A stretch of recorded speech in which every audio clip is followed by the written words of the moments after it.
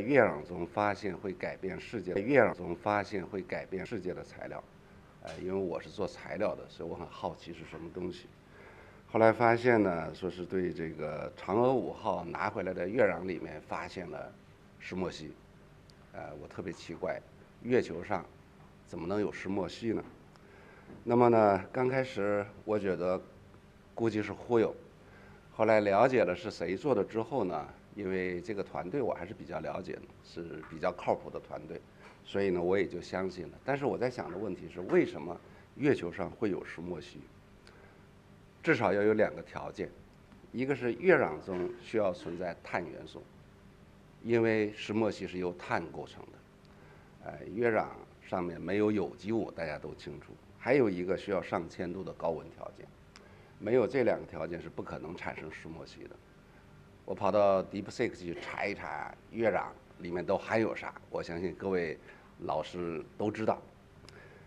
主要成分呢是这个，其实是氧化物、氧化硅、氧化铝、氧化钙、氧化铁、氧化镁等等等等，当然是以这个矿物的形式这个存在这么一个样子。那么呢，基本上没有碳，但是既然他说有了石墨烯，应该碳会有含量的存在。那么另一个条件呢，上千度的高温哪儿来的？其实大家它可以钻过去。大家说这玩意有什么用呢？现在啊，人们尝试用它做这个什么呢？就是这个氢是有这个什么呢？大家知道有重氢重水是吧？撇刀氚分离同位素。那这个在核电站这玩意是极其有用的事儿，尽管现在还没使用，但是呢，你看就这么一点点，因为这个氢原子个头不同的时候，它钻进去的透过的这个量是不一样的，速度是不一样，通过这个就可以分离它们撇刀氚这么一个东西。但是我好奇的是什么呢？曾经在网上有这种广告说石墨烯内裤透气性特别好。这是几个意思？老实说，我就没搞懂。我说石墨烯什么都不过，当然你不会用一张石墨烯薄膜去做内裤，但是也不至于这么去宣传。我想说的是，网络上有很多不实宣传。石墨烯做了这么多年，实际上到现在为止还是有一些新的东西出来。你像磨角石墨烯产生超导，这是2018年麻省理工学院的团队他们发现的事儿，把2片石墨烯单原子层的转1.1度角，竟然有超导现象。什么叫超导？在一定温度以下，它就是什么？它这个电阻是0这个样子。那个温度是多少呢？1.7个 K，273减去1.7，也是零下270度左右这个样子，它有超导效应。那么这里呢，前一个时期网络上也经常有这个网红曹原的信息，说这曹原有多厉害。中科大少年班的，是他实际上实验是他第一个做出来的，这个样子。那么有意思的是呢，前不久，刚刚2026年度的开维里的纳米科学奖，给了3个人，一个是呢 Pablo， 就是这个 MIT 这个团队，就曹阳他的导师；另一个呢是这个 Alan MacDonald 这个人，他是做理论预言的，预言应该有这么一个效应那么另外还有一个呢伊娃安瑞，是早期研究石墨烯这个转角，发现它对电子行为有效应，09年的事儿，这么一个样子，给了这3个人。上个星期，这个英国剑桥大学的石墨烯研究中心的主任来访问我，我请他做了个报告，Andrew Ferrari， 他就讲了这个事儿，我就问他，我说怎么没有曹原呢？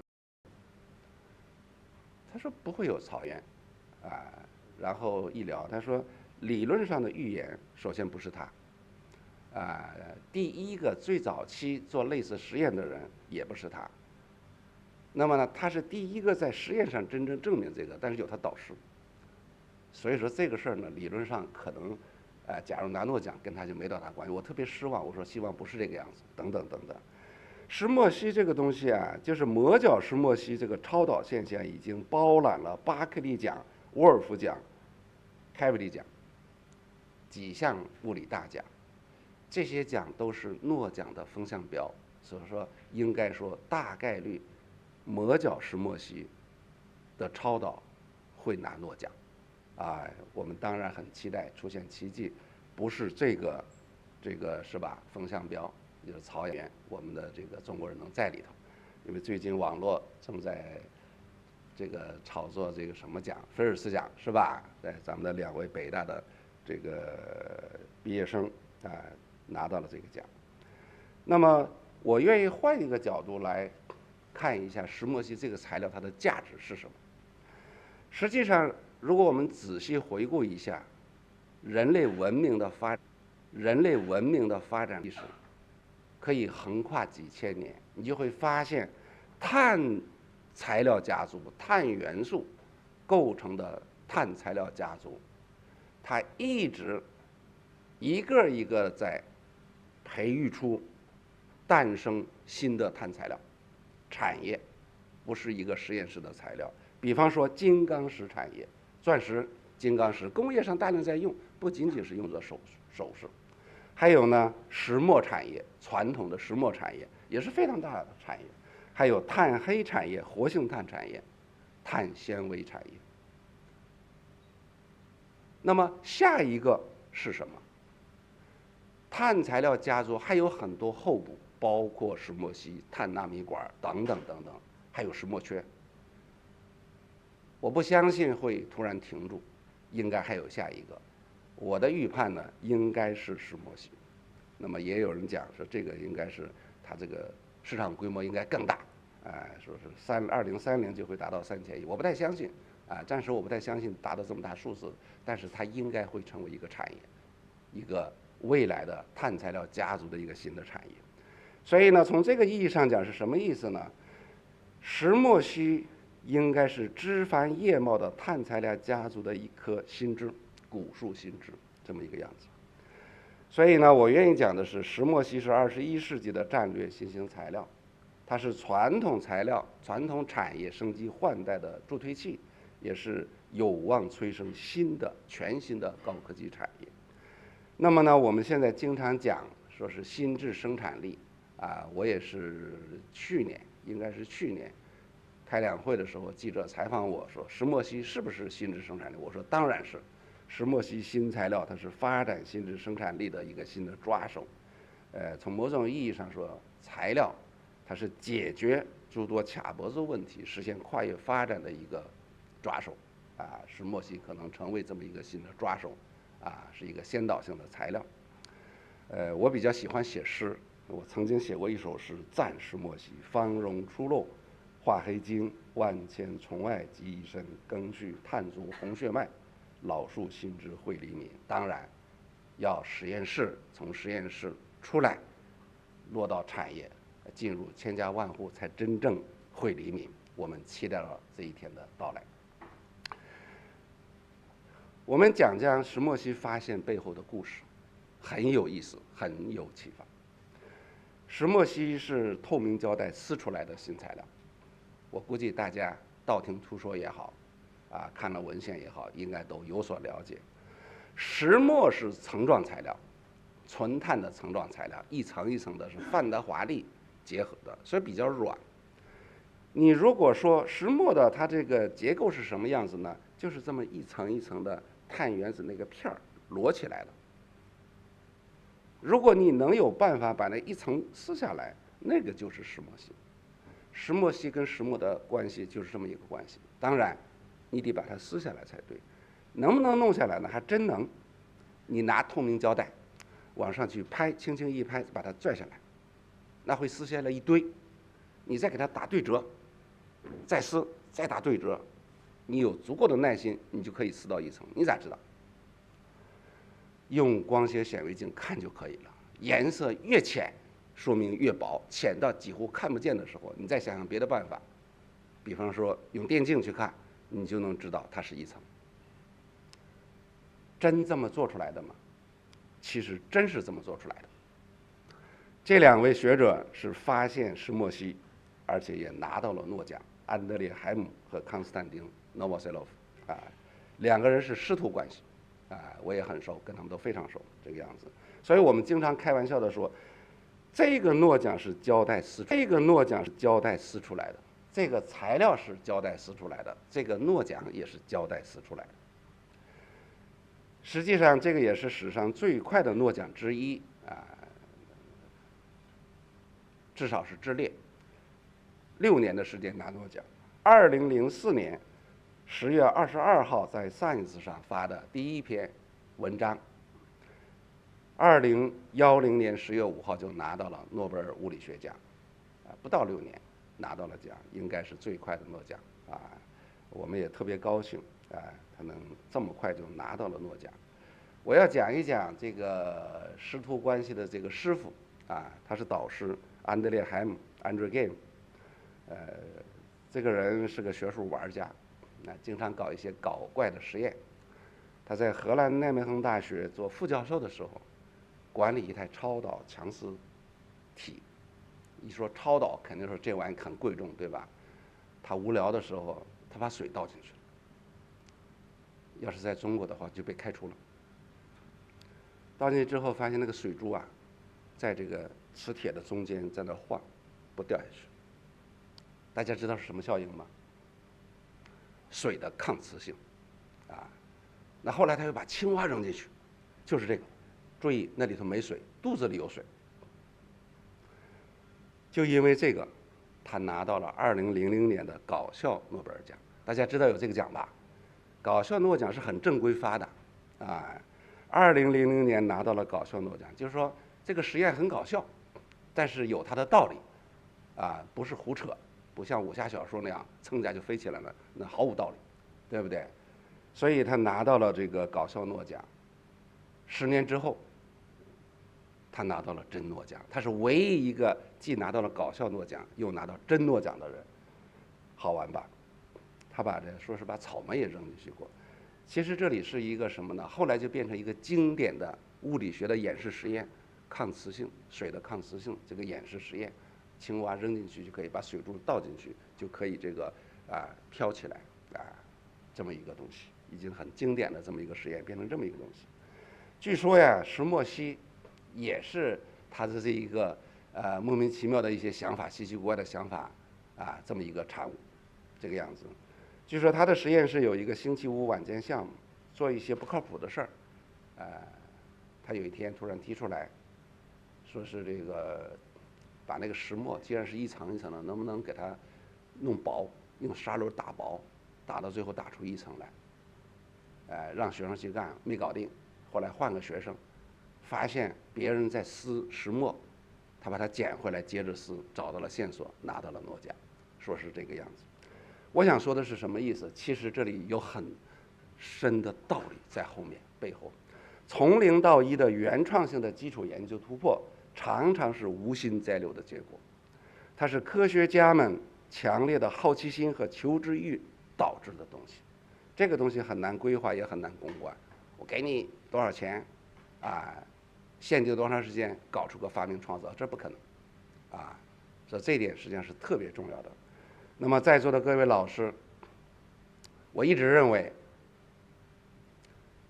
我们的教育最重要的是要让学生从小到大永葆好奇心，释放你天生就有的创造力。创造力天生就有但是能不能释放出来是个问题好奇心是驱使创造力释放的一个非常重要的因素。所以我经常讲这个事情，好奇心很重要这个小朋友们都有好奇心，越大好奇心可能越不足了，这是我们的问题是我们的教育的问题，这个样子。我跟石墨烯有点关系，很早很早以前，我当年在日本东京大学留学的时候，我做什么事儿呢？把那个石墨，也用石墨做这个衬底，把分子排好了之后，用石墨片捞出来，然后去看什么呢？分子排的什么样？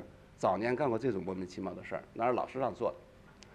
为什么用石墨？因为石墨平就一种高序石墨叫 HOPG， 它这一片1厘米见方，你们知道多少钱吗？500-600美金，非常贵。那为什么有化学玻璃，有氧化还原，有一堆方法这个样子？那么自下而上什么概念呢？是烧出来的化学反应，高温炉子里烧，甲烷扔到炉子里烧，它就会裂解，重新一组织，就会生成石墨烯这么一个样子。那么最基本、最典型的像粉体石墨烯的制备呢，是用石墨玻璃，用酸去煮，这是最常用的办法。用浓硫酸去煮，再加上强氧化剂高锰酸钾，就把那个石墨的层间给它撑开了，然后用强力超声就可以把它撕掉。你可以想象，它不可能就是一层一层的撕，它一撕会是一堆运气好了可以撕掉一层这个样子。所以说实际上很难做。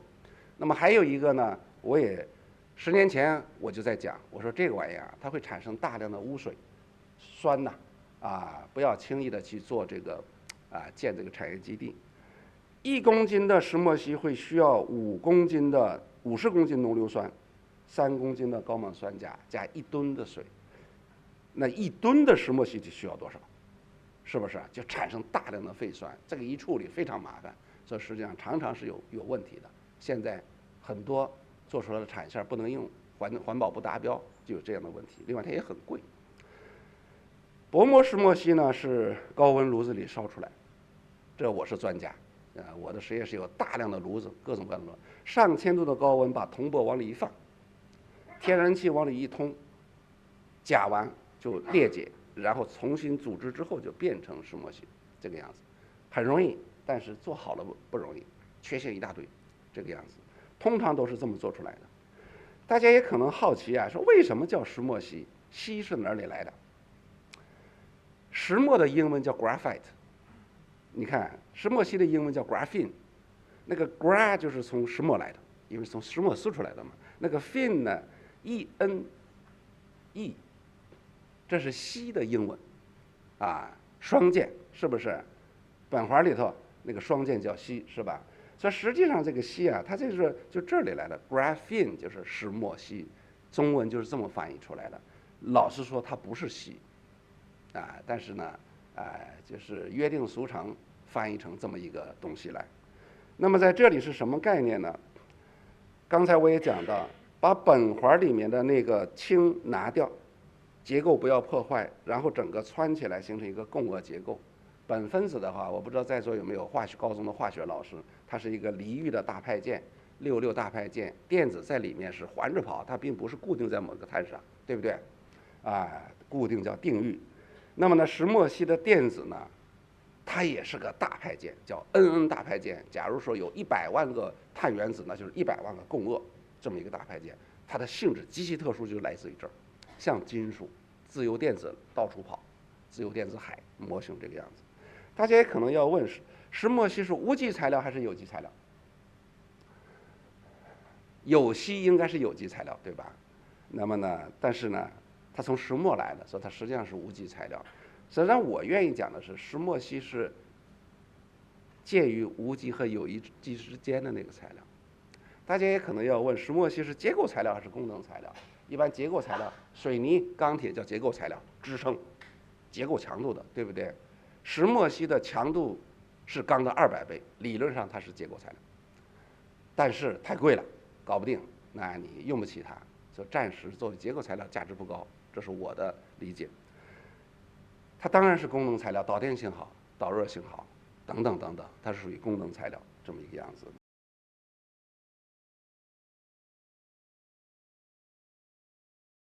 材料这么一个样子，那么现阶段材料这么一个样子，那么现阶段这么一个样子，那么现阶段还是不错的，引起了大量的关注，这个样子。那么我要说的是什么呢？这个石墨烯产业现在究竟是处于什么发展阶段？因为很多人也是问我，我是专业做石墨烯的。它有这么一张图，叫高德纳技术成熟度曲线。实验室里的东西大家知道，教授们在实验室里鼓捣那些玩意儿从材料的角度讲，最多叫样品，不能叫材料，因为绝大部分是走不出实验室的，都是说着玩的，发文章用的。当然没有众多的这些样品，你也搞不出材料来，这是另一回事，对不对？实际上，老实说，有史以来，屈指可数的材料真正用上。你能理解我的意思吗？你都可以数出来我们有多少种材料真正大规模在用，其他都是实验室说着玩的。那说着玩，它也不是说没用，只是说没有那么大量的作为分母，就不可能有出来的分子，对不对？石墨烯在哪个位置呢？我一直在挪这个，差不多在红箭头这个地方。红箭头这个地方，也就是说，过了谷底，开始往上升了。其实我是刚刚挪过来。前几天我们说嘛，英国剑桥大学那位这个石墨烯专家，他挪到这个位置了。后来我也跟着他挪到这个位置了。他是欧盟的石墨烯10年规划的，他是主席，他对整个的情况还是了解一些。我比他产业化，我认为我比他了解但是他放到这儿，索性我也放到这儿，差不多这个意思。实际上是什么概念呢？一个材料从实验室走出来，变成真正被市场接受，这需要漫长的时间，没那么简单。石墨烯呢，2004年10月22号到现在还不满22年，对吧？这个还早不能太着急。为什么这么说？因为还有很多问题没有解决，还有很多卡脖子性的东西没有解决。这个不是美国人卡我们的脖子，不是英国人卡我们脖子，是技术本身还没有完全解决这个样子。包括像低成本的规模化制备技术，你可以便宜，但实际上质量不高，质量高的就是贵，这是现在的现状。还有呢，批量玻璃转移，我后面会讲。还有呢，我们讲石墨烯这个材料特别好，那是理论的，理论上是这个样子。你拿一堆去用的时候就不咋地了，常常是变成石墨，这个样子，很成问题。还有呢，粉体一堆灰怎么去分散，是个极大的问题。为什么？因为一片一片的东西跟一粒一粒的东西哪个好分散？肯定一粒一粒的好分散，一片不好，它有这个范德华作用力更强，接触面积大，尤其有派堆积作用才能变成石墨，所以很难分散，这是它的问题。还有一个到现在为止也没找出来离开它不行的用途，我一般叫杀手锏，就离开这个家伙搞不定，现在还没找着，有没有？应该有，现在还没找着这么一个情况。我们再从制备的角度看薄膜，最难的是在这儿，因为薄膜和晶圆是最能体现石墨烯的性质的，粉体只能一小部分体现它的特性，导电性、导热性这个样子。它都是化学气上沉积做出来的，在金属表面长。为什么？金属是催化剂，降低碳源的裂解温度，降低石墨化温度。石墨化温度是多少？那个石墨是怎么烧出来的？3000度的高温，搞它1-2个月，才能慢慢的去把它弄成那个漂亮的石墨，这个样子。你想，你这个不降低石墨温度，那搞不定的。你做出来都是石墨，所以一般情况1000度左右，3000到1000通过催化剂来实现这个样子。金属催化剂，第1副族、第8副族，大部分都可以做催化剂，长得好坏而已。铜和镍是用的最好的，但是你要知道，问题就出来了。我们要用石墨烯的导电性和导热性的时候，那个催化剂也导电导热，对吧？还有一个大家经常误解的是，导电性好，但就一层没用的。它只有一个原子层的时候，导电性、导热性再好也没用，就像一瓢水，给它倒到一个池子里面，走了，毫无意义，完全被淹没了，所以它没什么大意义。撕下来，你可以想象有多难，一个原子层怎么撕，一撕就碎掉了，对不对？这是极大的问题。老实说，如果说撕的问题解决不了的话，石墨烯产业一大半就没了。其实很难，说起来容易，做起来其实非常难。大家可以想象一下，怎么把它撕下来呀？我有一个几十人的团队做这个事儿，我们也是全球做的最好的，但是没啥大戏，暂时没啥大戏，很难，做这个样子。那么新兴石墨烯产业它存在着一系列的这种卡脖子性的难题，需要科学家们去研究攻关，这也是一个巨大的创新空间。这个青年朋友们呢，他也是施展才华的一个机会。你要搞定的话，那你是不是就是功臣？我也特别愿意讲的是，这种卡脖子性的技术它是熬出来的，不是突击出来的，也不是砸钱砸出来的，需要的是耐心和这个持续不断的这种真金白银的投入，说起来容易，做起来很难，没那么容易，忽悠是不行的，这个样子。中国的石墨烯新材料产业需要的是耐心和坚持，需要的是不屈不挠、舍我其谁、志存高远的担当者，需要的是大胆创新、勇往直前的探索者，需要的是一大批追求极致的匠人，非常重要，没那么容易，光靠忽悠搞不定，这个样子。新材料产业、高科技产业都是这样，突击不出来，群众运动搞不定，这么一个东西。下面的时间，我想呢，讲一下我们的实践，这个样子，介绍一下我们的工作跟大家分享一下。8年前，2018年，我创建了北京石墨烯研究院，这是北京市的首批新型研发机构。我们现在我的团队呢，400多号人，也是全球最大规模的，专门做石墨烯材料和产业化的这个团队这么一个情况。也愿意跟大家分享一下背后的故事。说起来容易，做起来哪那么容易啊？对不对？17年我们这个启动大楼的装修。这个大楼在哪儿呢？离这20公里、19公里的地方，稻香湖那面是我开车满北京城找，因为我要带学生去，所以说找到了那块地儿。刚开始启动装修的时候，其实已经等了大半年了，钱也没到位。后来我自己借钱借了4750万，教授里面我估计我借款借的最多的，我胆儿很大的钱到位之后，半年的时间我就多还了100万。这对于往产业走来说，180万的都小钱，烧钱，没那么容易。开工典礼是6月1号，儿童节那天，照片里的人除了中间那个我全走光了，都跑了，因为看不到希望。好在我坚持下来了。那么呢，2018年10月25号，我们花了1年多的时间建实验室，然后揭牌，一个盛大的揭牌仪式，还是不错的这个样子。赶上了疫情，2018年底，2020年初疫情对吧？赶上了疫情，这都是实证。我愿意写诗填词，这都是当时写的，2020年2月2号早晨写的。在我们那个研究院，欢迎大家有机会去看一看。我们那个研究院那个正面的墙上，是我说的一句话，叫“践行工匠精神，融通政产学研，打造石墨烯产业核心竞争力”。我们不是说简单的说去赚点钱，不是这种概念这个样子。核心竞争力是什么？是材料。石墨烯是材料，这个产业如果材料做不好，一切都是扯，对吧？所以说我们全力以赴在做材料，从基础研究出发，突破材料制备的理论瓶颈、技术瓶颈、工艺瓶颈、装备瓶颈，奠定产业的材料基础，这个样子。所以我们的任务是呢，打造全球石墨烯领军企业，向客户提供最佳材料解决方案。我是做材料的，这个样子我们的定位很高。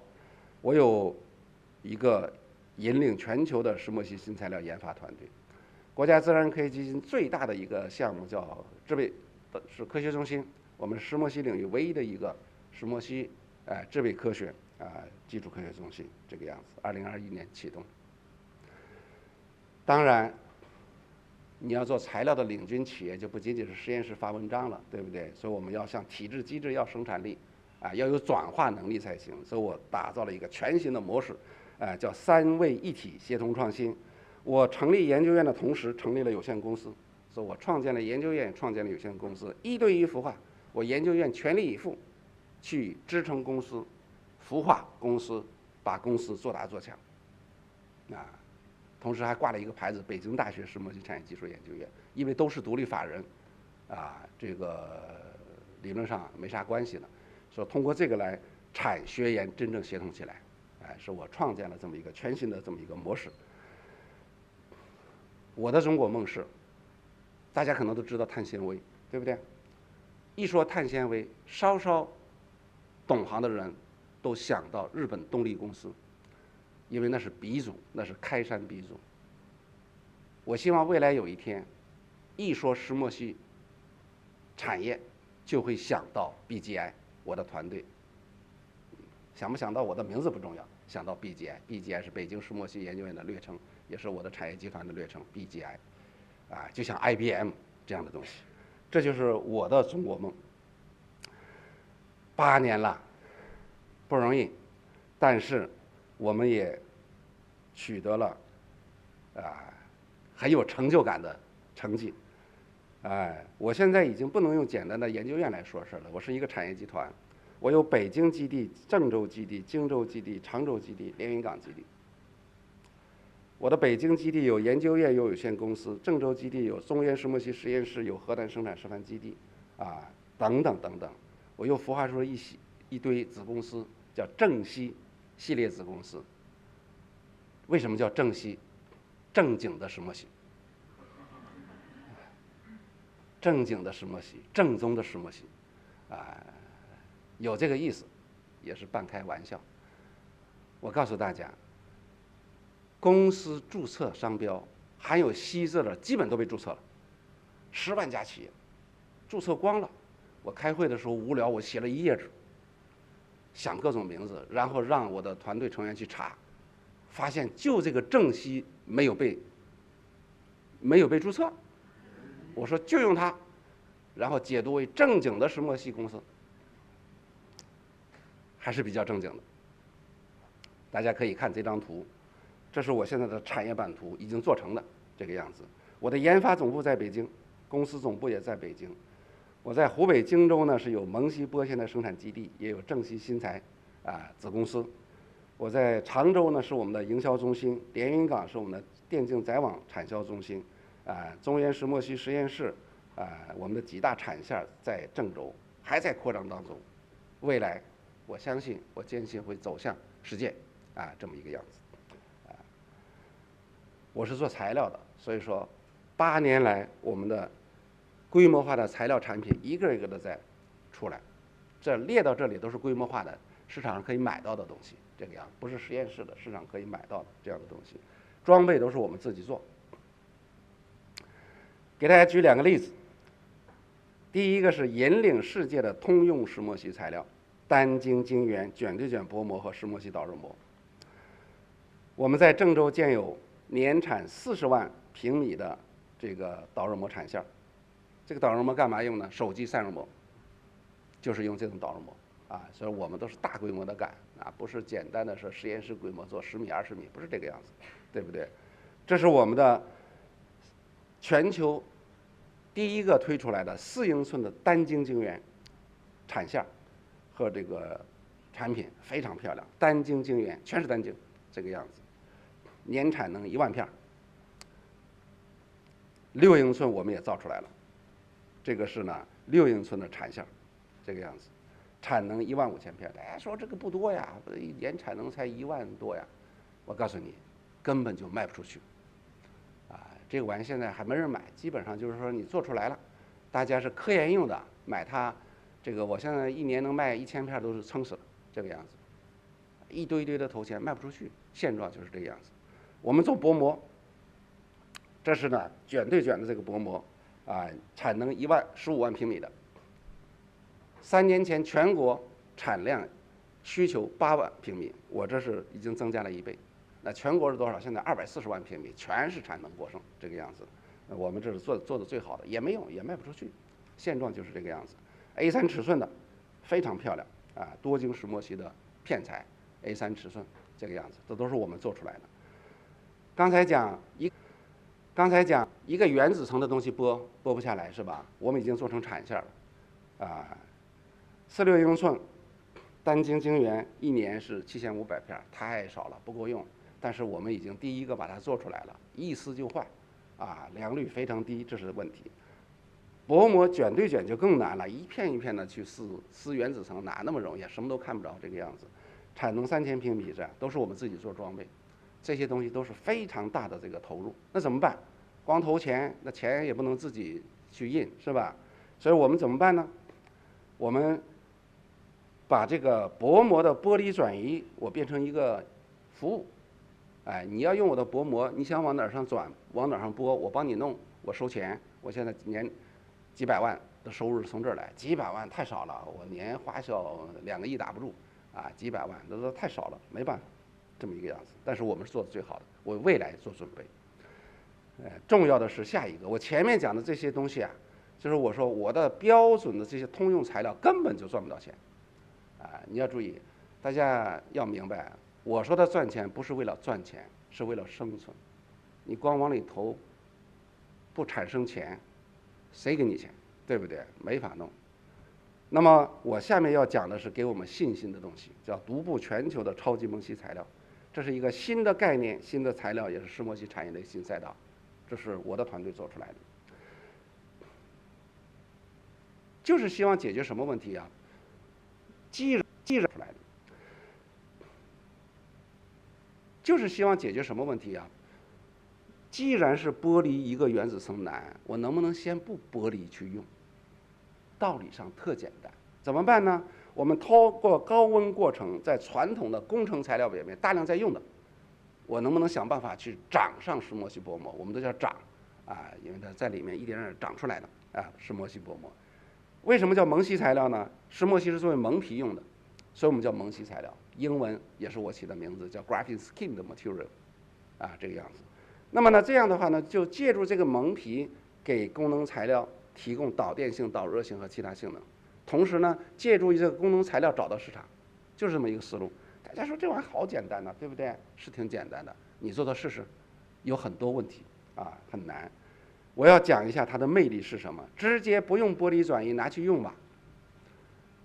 还有单层石墨烯是没法自支撑的，必须得放到哪儿去才能一起拎着走，否则搞不定的。所以说不用支撑了，因为长在哪儿上就直接拿去用就可以了。最重要的是3个东西的比较，在金属上，我花了10几年的时间，长得非常好，就是卖不出去，最好。那么粉体呢怎么办？最大的问题是怎么把它分散，是不是？刚才我说了，非常难分散，它总是聚堆儿这个样子。我长的这个材料，比上不足，比下有余，比金属上面的差不少，但是比后面这个要强100套。中间这段是我的价值，利用价值，就是这么一个思路。大家可能说，你为啥用超级很多人质疑这个事儿，我说我得用超级，为什么？因为有人就问我，我把那个粉体做成浆料，我涂上去算不算蒙烯材料？我说不算，我要区分的就是这个，所以说我加个超级就是跟你不一样，我是连续态的，你那个是分散态的东西。它的价值在哪儿呢？还有一个，石墨烯这个玩意儿它的各种魅力太多了，常常魅力太大的时候找不着对象，不知往哪儿用，哪儿都想用，也不知往哪儿用。我这个怎么办呢？工程材料往哪儿用，我也从哪儿找，找对象变得容易多了，就在这个方向找。你们知道我的意思吗？这个是工程价值、产业价值极大，它不是个技术问题，它是个思维的问题。还有一个是什么呢？我原来追求的是完美，找不到地儿。我现在追求的是不完美，但是市场有价值，认识思维方式变了。这是不一样的，所以这些东西都是逼出来的，对不对？还有呢，老实说，这是一个材料研发思维方式一个全新的变化，不仅仅是追求完美不完美的事儿，还有一个顺藤摸瓜的事儿等等，这是我们提出来的东西，在石墨烯领域这是一个全新的方向。给大家举例子，蒙烯玻璃纤维是我们诞生于 BGI 的第一个超级蒙烯材料，我通过高温过程，把石墨烯直接生长在玻璃纤维表面，让玻璃纤维具有导电性和导热性。好像挺简单，对吧？大家可能要问，为什么是玻璃纤维？因为玻璃纤维用量太大了，玻璃纤维用量太大了，全球的产量超过1000万吨。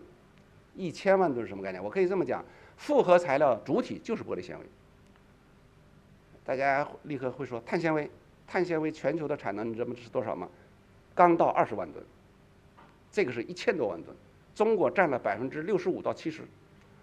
10%如果变成我的导电导热纤维，你说市场多大？我就发了。还有，你往哪儿用，我也往哪儿用；你往化学过程那个罐上用，我也往那上用；你往风电叶片上用，我也往风电叶片上，顺藤摸瓜去找市场。说起来容易，做起来非常难。因为本来人家是在金属催化剂表面长的，你愣要在非晶态的玻璃上长，搞不定的。我搞了10几年，搞定它了，这个样子。最大的问题是慢，它比金属霜表面生长慢1万到10万倍，知道吗？奇慢无比。慢的带来的问题是啥？长不均匀，非常大的问题。我们从13年开始干，在玻璃上长，发了一堆文章没搞定。在光纤上长，后来在玻璃纤上长，搞定，这么一个样子。大家看我们做出来的东西，这都是规模化的，丝束、织物、短切，这都是市场上在用的东西，这是我们做出来的，非常漂亮，全新的材料。中饰不详细讲，都是我们自己干，产线都是我们自己干。玻璃纤维是一个易发而不可止。这是我们 BGI 制造的蒙烯氧化铝纤维，玻璃纤维耐温1000度左右，我们蒙烯氧化铝纤维耐温到1400度，耐高温，高强，导电导热材料，非我莫属。纤维和纤维织物，碳化硅纤维可以高达1500度的耐温，这个样子，这都是在国防工业、军工在用的卡脖子性的东西，国外是绝对不进口的，这个样子。我们直接跨代做成这种东西，现在全力在市场推广，这个样子，市场推广这个样子，市场推广这个样子。不光是纤维，我现在往粉上做，非金属陶瓷粉体上做，这个样子。大家可能说你这玩意干嘛用的呢？粉上做极难无比，粉一堆灰一堆粉一堆球上怎么长？我用硫化厂把它吹起来，然后呢把气通进去，快速长。通过这种方法长，我现在能搞到吨级，这个样子，发了一堆文章，这些玩意是干嘛用的呢？是导热填料，导热填料我做出来的蒙烯金刚石粉体，非常漂亮。金刚石导热性非常好，但是散热性不好。我这个上去之后，红外发射率从0.0几搞到接近1，这个样子，用到卫星上，我们的材料，这个样子，蒙烯氮化铝粉体导热填料。我们的东西加上去之后，热导提升30%，氧化铝粉体也是一样，还有碳化硅粉体易发而不可止，氮化硼、氮化硅，还有这个碳化泥泥坦钨系列等等等等，我们都搞出来，而且都是规模化，产线建在河南，这个样子。我们现在回过头来再看什么呢？回过头来再看金属。我这回我不考虑玻璃，我把金属弄成粉，长石墨烯。怎么弄成粉呢？我把金属高温雾化，通过等离子体2000度左右的高温雾化，回来以后变成小液滴，掉下来的过程中我通进去气源生长石墨烯，搞定。这个样子，一个个小微球上面长上一层石墨烯。这是我们的装备，也是3吨机的年产3吨机的这个量，也是3吨机的年产3吨机的这个量，年产3吨机的这个量，年产3吨机的这个量，长上一层石墨烯。这是我们的装备，也是3吨机的年产3吨机的这个量，停工1-2个月，这个样子。我们这玩意解决了，在湖南立了第1台，这个样子。这是我们跟明阳集团合作，头部企业。100多米长，用我们的材料，我去看了之后那个激动你知道为啥吗？它那个叶片你知道怎么做的吗？玻璃纤维铺的，一层一层铺玻璃纤维，倒上环氧树脂变成玻璃钢，我换掉一层用我的，就可以加热，就可以出冰。当时就兴奋坏了，顺着玻璃纤维的用途找用途。知道我的意思吗？这是个非常巧妙的思路，真搞定了。你看现在，我们从黑龙江到山西、云南、广西、贵州、湖南，我们已经立了很多台了。大家说你为什么这么立啊？因为不同地方的气象条件不一样，结冰条件不一样，你得做实验。我们都干了好几年了，现在也没有完全正规的全面推广。原因是啥？它有的地方1年也不结冰。数据很难取，这个样子。这些是实验机，同时也是在发电，这个样子。所以真正做产业真是不容易，没那么容易。我们又进军了锂电烘干市场。锂电烘干什么概念？新能源汽车。我们国家去年是多少？1650万辆，全球最大。那个电极材料涂布之后要烘干，一般用鼓风机去干，用我们的。现在大家在琢磨用红外灯管，红外灯管一个红外发红外的那一个丝啊，我现在是布啊，那比它漂亮多了。你看我们做的，去年3月份我们呢搞了一下几十米长的产线，在珠海这个样子，我去剪彩的，综合能耗降低40%以上，生产效率提升30%啊，小一半的能耗节能啊，非常漂亮，效率又高。我们已经搞了几千套，这个样子。我们把石墨烯的导热膜跟宇通客车合作，啊，出口北欧很冷。我们做的这个技术，去年在比利时的国际全球客船博览会拿了3项大奖，这样的东西，这全是我们做出来的这些结果。7月24号，今天29号，5天前，晨光1号升空，带着我们的石墨烯升空，干嘛用的呢？算力卫星。算力卫星啊，现在在折腾什么样子呢？我们也参与了这个是算力卫星。这个算力卫星它算力最大的问题是啥呢？很多是散热问题，太空就容易。所以说现在你知道一个最新的这个主意是怎么办呢？在太空2平方公里把算力全搞到上面去，往太空发射的时候，重量越轻越好，对不对？石墨烯导热膜，用我们的技术搞定了这个样子。你看，这是我们做的东西，啊，这个一个呢，它整个的那个卫星那个翼展40%左右是用了我们的散热膜。现在因为刚升空，正在实验。为什么石墨烯？第一，它轻；第二，导热性、散热性特别好。还有一个点，太空的高能粒子很多，一般的东西都打坏了，我这玩意儿能扛得住。那石墨那个玩意儿，在这个中子是不是啊？在这个就是核电站里头大量在用，我这玩意儿搞的能用这个东西。我们这个金刚石锰烯金刚石粉喷剂给它喷上去之后，在卫星上散热，我们已经在规模化在用这么一个东西，等等。我们把这个石墨烯啊放到电竞载网上，透射电竞，大家在大学里头做实验，我估计很多人都用过透射电竞。那个载网很贵的，全球是多少呢？20多亿市场，被 Quantified 德国的一家公司占了90%的市场份额。我们现在强行在做这个事儿，我们在连云港设了这个基地，年产2万片，首批是这么一个样子，全力在推，也是获得了天使投资，这个样子。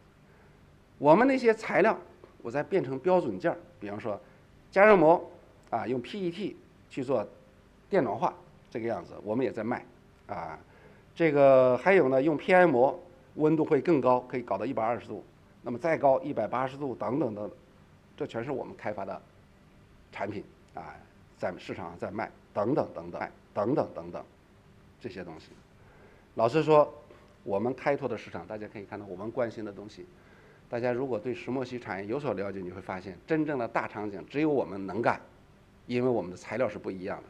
我们关注的是飞行器出兵，包括这个军工，风电出兵、电力电缆、民生电暖、电竞载网、工业热管理、工业电热等等，都是大产业硬科技杀手锏。我们全力在推这样的事情。老实说，我敢说我们是独步天下这么一个样子的。我的目标是打造一个1000亿级的石墨烯产业树。未来一不小心成为1000亿富翁的可能性挺大的。我也在琢磨怎么花呢这钱我们现在已经打造出这个样子研究院是我们的根，我在孵化一个公司，然后呢一些子公司是干嘛呢？场景，不同场景有大市场10亿以上市场我就干个子公司，然后形成一个大的产业树。我这是8年干的，再过多少年它会是一棵产业树，目标是1000亿这个样子，2035，这是我的目标。我们是石墨烯领域的国家战略科技力量，不详细讲。我们是产业的领头羊，我们是国家高新技术企业、国家级专精特新小巨人企业，中国专精特新100强冠军企业这个样子等等。很荣幸也很不幸，我们被制裁了。去年3月26号，美国的商务部的黑名单里头，把我们的研究院和有限公司同时被列入新型研发机构的第1个石墨烯领域，绝对第1个这个样子，所以不敢去美国。前2天刚从维也纳回来，去欧洲好像还没事儿。简单的说几句感慨，我做石墨烯做了18年，大家说10年磨一剑，10年短呐，18年都不过。现在我们也在挣扎，没那么容易真是哪那么容易？我养几百号人的18年，我们一直在追一个东西，做好材料，卖好材料；追一个东西，做好材料，卖好材料，用好材料，对不对？所以我一直觉得方向比速度重要，选择比努力重要。我的体会，方向很重要，抓住了这个石墨烯的方向，一路走到现在。我如果不选择这条道肯定就还在实验室蹲着发文章呢，这个样子。现在完全不一样了，等等，选择了石墨烯，特别重要，这个样子。这是我的好朋友，书法家洪亮，他给我写的我写的诗，他给我写的字，后2句是矢志不渝家国梦，敢凭西炭度人生。西炭就是石墨烯，这个样子。我现在脑子里全是石墨烯，这个样子，非常忙。当然，老实说努力的过程是很有意思的，研究的乐趣是在于背后。我给大家讲几个故事，分享几个故事。现在我可以把这个故事讲得挺圆，觉得很顺溜，其实哪那么容易，非常难。这是一个阴差阳错的开始。我是08年开始做石墨烯，给我的研究生一个女同学布置的任务是，我说那个生铁里头有碳，大家知道生铁里头钢跟钢的差别就是里面含碳量。高温一处理，为什么炼钢的时候就有很多碳球出来，石墨。我说能不能你把生铁里的碳慢慢给它赶出来，变成石墨烯？那个学生回了一句：“老师真不靠谱，有那么简单吗？”因为那个时候还没人高温制造石墨烯，没有这个玩意。当时我想到，因为我为啥想到这个事儿？我是做化学气象沉积的，碳纳米管用同样的方法干了10年。我那时候在干碳纳米管，后来转到石墨烯这个样子，然后他不干，我挺不满的。后来又逼问他，他说买不着铁。我说中国的钢产量10亿吨了，怎么能买不着？他说问题就在这儿，因为一卖都是称吨卖，说整了1吨往哪儿放？你肯定骂我，我非常生气，我说换人。他说先别换，1个星期以后给我做出来了。他说老师我没用铁，我用了镍。我说造镍呀，成了，用镍搞定了。老师说我那个主意是纯粹是瞎主意，不好，铁是做不出来的。他阴差阳错的碰到了镍，镍是2个最好的催化剂之一，一个是铜，一个是镍，他搞定了。你知道我想说啥吗？老师的话未必是对的，就不要什么都听老师的。老师有的时候说的话不靠谱的。你看，如果说没有他的这个反对，就没有这个。如果没有我的坚持让他做，我不管你怎么做出来，你做出我就评价你，也没有这个。你知道什么意思吗？非常重要。他常常很不满，他说你老是这个在外面埋汰我，这个样子。他现在是某知名大学的这个也是一个这个海外优青，也是北京市的捷青，做得相当不错。所以我拿这来说的，其实都是一种荣耀性的说法。我再说，我现在最赚钱的是玻璃纤维，那个玻璃超级玻璃，最初我叫超级石墨烯玻璃，2013年9月23号做的。根本不是我的主意，我的一个学生突然莫名其妙的，是因为看别人把那个铜融了，长得非常漂亮，他说我回去想办法，他说把那个玻璃融了能不能长出来？我说你拿去随便试去，他就真试出来，拿出一个玻璃片、玻璃碴子，扔到炉子里变成球了，上面就密密麻麻出现那个玩意。我们坐下来分析，根本就搞不懂是啥玩意。北大的学生常常爱钻牛角尖，他就建模型算是啥，我说这该是石墨烯。抠不下来。我说你能不能再努力给它长满了，看能不能长成片儿。他说不行，我对这玩意感兴趣。后来我特别生气，我从剑桥大学，拉回来一个博士后，我让他做，1个星期做出来，石墨烯长在玻璃上，这个样子。内环是啥？后来发现内环是啥？是晶核，长不大，它长的条件有问题，是晶核，100纳米左右的，长完了就停住了，然后一个个晶核在那看，非常漂亮，这个样子。后来搞定了，所以这是啥呢？就是吊儿郎当的一个歪打正着的一个尝试，而且呢，他不干，这个人现在也是某大学的教授，这个后来我换将，我成立了公司，我就光玻璃这块专利评了1.6个亿，占股37%，就是这一块，我其他的我都没用，就搞了这个。你说它有价值没有？非常有价值，这个样子。这个硒铝集流体从希望到失望，研究科研过程中有很多失败的更多。我们把石墨烯长在铝箔上，做硒铝集流体，发了一大堆文章，干嘛呢？长在铝箔上之后，它这个面积它这个有效面积增加了10倍，界面电阻降低了很多，干嘛？做电池用，特别的好，发了一大堆文章。后来就拿去让人家去用的时候，人家说你这玩意不能用，说为啥不能用？它那个卷对卷，它那个滚子往一滚的是一拽就折了，一拽就碎掉了，根本就没法用，因为我高温处理了，根本解决不了。后来我放弃了，你知道什么意思吗？很多东西可以发文章，但是实用上是没用的，搞不定的，等等等等。研究的乐趣在于过程，而不在于结果本身，因为过程之中隐藏着新的发现、新的发明和新的目标，这也是科学家们乐此不疲之奥秘。这是我说的，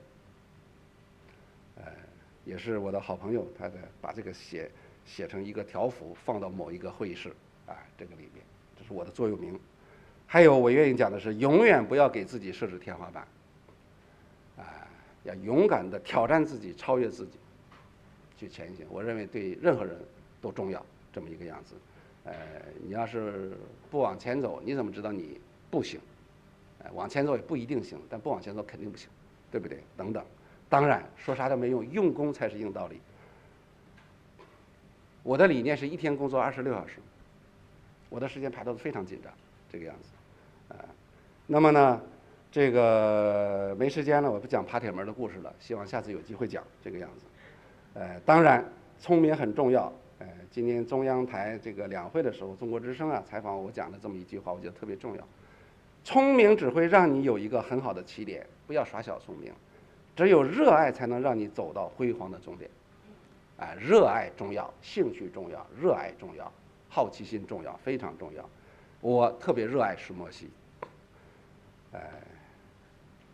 一首诗：泛舟科海满征帆，苦乐游心醉华年。点墨成金西叹梦，不负时光不负缘。这就是我的热爱。我们生活在一个伟大的时代，创新驱动发展是这个时代的主旋律。我们迎来了科学和高级科技产业发展的又一个春天，被特朗普逼出来的春天，因为他不让我们做这，不让我们只好自己干，对不对？总书记号召我们要把论文写在祖国大地上，让我们不负时代，砥砺奋进，为实现中华民族伟大复兴的中国梦而贡献智慧和力量。谢谢。